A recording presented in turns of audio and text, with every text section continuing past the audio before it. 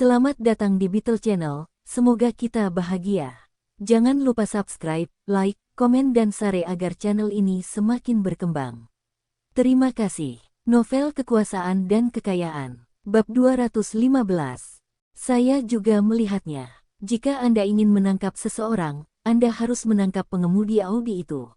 Kedua petugas polisi itu mengabaikan kerumunan dan melewati mereka dengan borgol. Yu Qianqian menangis saat dia melihat ke arah Dong Suebing. Saudaraku, kamu. Dong Suebing menepuk kepalanya. Semuanya baik-baik saja. Jangan khawatir. Dia berbalik ke arah polisi dan tersenyum dingin. Dia mengulurkan kedua tangannya dan berkata, "Ayo, cepat borgol aku." Yu Meixia, Zhao Yan, dan orang banyak terkejut. Apakah pria ini gila? Dia meminta petugas untuk memborgolnya. Kedua petugas itu tertawa. Mereka pernah bertemu dengan orang-orang sombong, namun belum pernah bertemu dengan orang sombong seperti pemuda di depan mereka ini. Anda telah memukul sopir Tuan Zhao dan berpikir kami tidak berani menangkap Anda. Namun ketika petugas mendekat dan melihat wajah pria itu di bawah cahaya redup, mereka terkejut. Dong Suebing mengulurkan tangannya. "Ayo cepat, bukankah kamu bilang ingin menangkapku?" Kedua petugas itu berkeringat deras. "Brengsek, tangkap kamu. Siapa yang berani memborgolmu?" Melihat kedua petugas berdiri di sana dengan tercengang, Dong Suebing menunjuk ke arah mereka dan mulai memarahi. "Apakah kalian semua lupa semua hukum yang kalian pelajari? Bukankah kamu perlu mencari tahu apa yang terjadi setelah sampai di tempat kejadian terlebih dahulu? Kalian berdua bahkan tidak mengetahui apa yang terjadi, dan kalian ingin menangkapku. Kalian berdua seharusnya menjadi petugas keamanan publik, dan tugas kalian adalah melayani masyarakat. Anda tidak mendengarkan orang-orang. Apa kalian berdua masih ingin memakai seragam ini?" Semua orang memandang Dong Suebing dengan kaget. Siapa orang ini? Zhao Yan tertegun ketika dia menyadari ada sesuatu yang tidak beres. Salah satu petugas menyeka keringat di dahinya. "Ketua Dong, kamu benar. Kami akan segera menyelidiki insiden tersebut." Petugas lainnya mengutuk dalam hatinya. Sopir Tuan Zhao mencoba memukul kepala Xiao Dong. Layani dia dengan benar karena dipukuli oleh kepala Dong. "Ketua Dong, wakil kepala biro yang baru dilantik."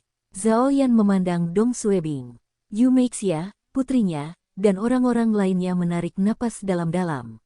Banyak dari mereka yang pernah mendengar bahwa ada wakil kepala biro yang usianya masih sangat muda. Tapi tidak ada yang mengira dia semuda ini. Yu Meixia mundur selangkah dan bertanya, Kamu adalah kepala Biro Keamanan Umum." Jawab Dong Suebing, "Wakil kepala, jangan khawatir. Sekarang polisi sudah datang dan beritahu mereka apa yang terjadi sebelumnya." Setelah kedua petugas mengetahui apa yang terjadi, mereka saling memandang. Tuan Zhao adalah orang yang menyebabkan kejadian ini, tapi kepala Dong terlalu kejam hingga mematahkan kaki pengemudi itu. Sopir Tuan Zhao adalah mantan tentara dan kepala Dong hanyalah lulusan baru dari universitas biasa. Bagaimana kepala Dong memukuli pengemudi itu? Zhao Yan memandang mereka dari kejauhan dan tidak memberikan penjelasan apapun. Petugas polisi memandang Zhao Yan dan berbisik kepada Dong Suebing. "Kepala Dong, itu Zhao Yan, manajer Zhao." Dong Suebing memandang petugas itu dan berpikir sendiri. Siapa yang peduli jika dia adalah seorang manajer atau manajemen puncak di beberapa perusahaan? Dia juga bukan bosnya, dan kenapa saya harus peduli siapa namanya?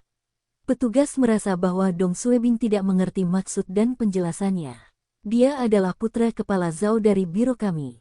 Dong Suebing berhenti sejenak. "Ketua Zhao, wakil ketua yang sangat dekat dengan Hui Guo, yang katanya bejat." Tidak heran, seperti ayah seperti anak, Dong Suebing merasa muak dengan Hui Guo dan faksinya.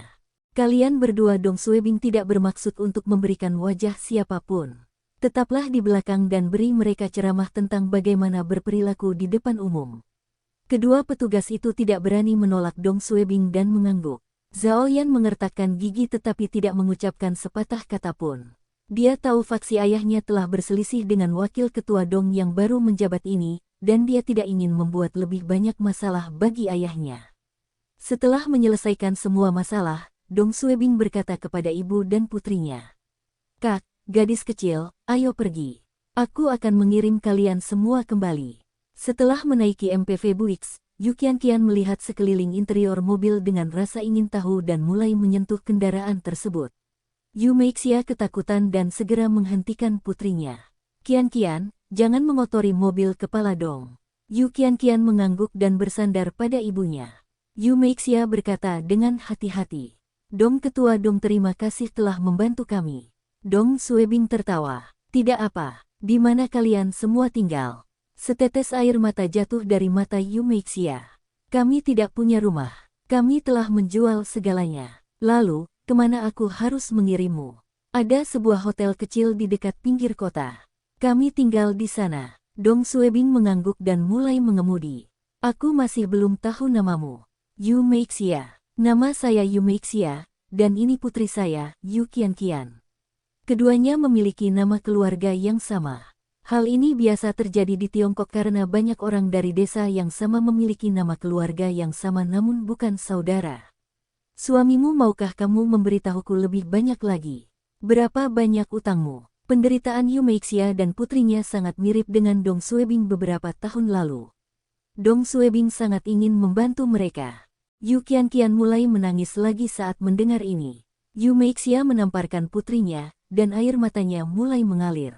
Suami saya meminjam uang untuk berjudi dan kehilangan segalanya. Setelah itu dia meninggal di kota kabupaten. Para kreditor muncul dan memaksa kami menjual tanah dan rumah kami. Yu Meixia lebih menangis keras. Kami masih berinvestasi lebih dari 1 juta RMB kepada mereka. Saya tidak akan mampu membayarnya seumur hidup saya. Yu Qianqian menangis. Bungkam begitu banyak uangnya. Dong Suebing tidak punya banyak uang untuk membantu mereka. Perusahaan lelangnya juga tidak punya uang cadangan untuk membantu mereka. Yu Meixia dan Yu Qianqian turun setelah mereka tiba di hotel di luar kota. Namun Dong Suebing memperhatikan ibu dan putrinya tidak masuk ke hotel. Sebaliknya, mereka berjalan ke belakang hotel. Dong Suebing terkejut dan mengikuti mereka untuk melihat apa yang terjadi. Dia melihat Yu Meixia membuka lembaran karton dan meletakkannya di lantai. Dong Suebing mengerutkan kening. Kalian semua akan tidur di jalanan. Mata Yu Meixia memerah dan mengangguk. Dia memegang uang yang dia dapat dari mengemis di tangannya. Uang ini untuk biaya sekolah Qianqian. Saya ingin membiarkan dia menyelesaikan studinya. Dong Suebing menghela nafas dan mengeluarkan semua sisa uang dari dompetnya. Tidak aman bagi kalian berdua untuk tidur di sini. Gunakan uang ini untuk memesan kamar di hotel. Juga, ini nomor saya. Hubungi saya jika Anda butuh bantuan. Dong Suebing pergi dengan berat hati setelah dia melihat ibu dan mencoba memesan kamar di hotel. 3 hari berikutnya, Dong Suebing melatih kekuatannya kembali. Selama ini, Dong Suebing telah menggunakan bag dalam interval 1 menit, dan sulit baginya untuk bereaksi jika menggunakannya dalam hitungan detik. Bag adalah kartu tersembunyi utamanya dan dia harus bergantung pada kekuatan ini di masa depan. Itu sebabnya Dong Suebing harus membiasakan diri dengan kekuatannya dan memastikan dia terbiasa mengembalikan waktu dalam hitungan detik. Pelatihan Dong Suebing sederhana. Bola jugling dengan 1 tangan. Dia telah memainkan permainan ini ketika dia masih muda. Dong Suebing pandai dalam permainan ini ketika dia masih muda. Dia bisa menyulap 2 bola selama 2 hingga 3 menit. Namun ketika Dong Suebing menambahkan bag ke dalam game, kesulitannya meningkat. Bag 1 detik atau bag 2 detik akan mengubah ritme Dong Suebing dan ketika adegan di depannya berubah, posisi bola akan berubah secara tiba-tiba. Pada awalnya, Dong Suebing menyia-nyiakan lebih dari belasan kali bag 1 detik dan gagal melanjutkan jugling bola. Namun setelah itu, dia menjadi akrab dan tingkat keberhasilannya meningkat seiring dengan meningkatnya refleksnya. Dong Suebing telah cukup membiasakan dan melatih kekuatannya. Dia menghentikan pelatihannya dan tiba di biro lebih awal hari ini. Tak lama setelah Dong Suebing memasuki kantornya, Direktur Kantor Hu Xilian, dengan seragam polisi, masuk. Kepala Dong, rapat kepala biro kedua akan diadakan pada jam 10 pagi nanti. Saya di sini untuk memberitahu Anda. Dia mampir untuk memberitahu Dong Suebing secara pribadi. Dong Suebing tertawa. Terima kasih sudah memberitahuku, saudari Hu. Lain kali, telepon saja aku sudah cukup. Hu Xilian tersenyum. Oh, saya dengar Kepala Hu tidak senang dengan pengadaan logistik stasiun desa Huitian. Saya tidak begitu yakin apakah ini benar. Ketua Dong, Saya akan bergerak dulu. Hu Xilian berkata dengan santai, tapi dia mengingatkan Dong Suebing apa yang harus diwaspadai selama pertemuan. Sebagai direktur kantor, dia mendapat akses lebih baik terhadap berita seperti ini dibandingkan yang lain. Dong Suebing memandang Hu Xilian dengan penuh rasa terima kasih. Terima kasih. Hu Xilian tersenyum dan meninggalkan kantor Dong Suebing. Selama beberapa hari terakhir, semua orang di biro tahu Dong Suebing menantang faksi Hui Guo. Pengambilalihan kantor polisi di bawah Hui Guo dan memukuli sopir putra Zhao Jingsong menunjukkan bahwa kedua belah pihak tidak mungkin menyelesaikan konflik ini. Dong Suebing juga menjadi lebih dekat dengan Qin Yong. Keduanya sempat diincar oleh faksi Hui Guo dan tak heran keduanya memutuskan untuk bergandengan tangan. Dalam pertemuan tersebut, Hui Guo mengangkat topik pengadaan logistik stasiun desa Huitian. Keuangan kami terbatas dan kami harus membelanjakan uang kami dengan bijak. Hui Guo juga bertanggung jawab atas keuangan biro dan dia memandang Dong Suebing. Permintaan pengadaan stasiun Huitian bisa diselesaikan sendiri dan mengapa mereka harus meminta uang kepada biro. Hal-hal seperti PC dan perlengkapan kantor tidak mendesak, dan permintaan seperti itu tidak boleh diserahkan ke biro. Dong Suebing bersiap dan berkata, Kepala Hu, mengapa semua stasiun lain dapat mengajukan permintaan pengadaan kecuali stasiun desa Huitian? Bukankah kita bagian dari wilayah ini? Zhao Jingsong mengerutkan kening dan berkata, Ketua Dong, jangan emosional. Setiap kantor berbeda, dan 1 atau 2 komputer cukup untuk sebuah kantor polisi. Berhentilah menambah beban biro. Qin Yong menyesap tehnya dan berkata, Saat ini kita berada di era digital dan petugas kami perlu menggunakan PC. Setiap PC baru akan sedikit meningkatkan efisiensinya, dan ini adalah suatu keharusan. Saya juga mengetahui situasi di stasiun desa Huitian. Kedua komputer yang disebutkan oleh Kepala Zhao sudah usang. Jika kita tidak mengubahnya, bagaimana fungsi kantor laporan?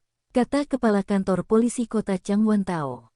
Saat kami tidak memiliki PC, stasiun kami juga dapat berfungsi normal. Saya belum pernah mendengar kantor laporan stasiun kami bermasalah. Anda harus memikirkan cara untuk mengatasi masalah kecil ini. Dong Suebing menatapnya dan berkata dengan sinis. Saya mendengar kantor polisi kota telah mengganti semua PC mereka 2 bulan lalu. Bersambung, terima kasih telah menyaksikan dan mendukung channel ini.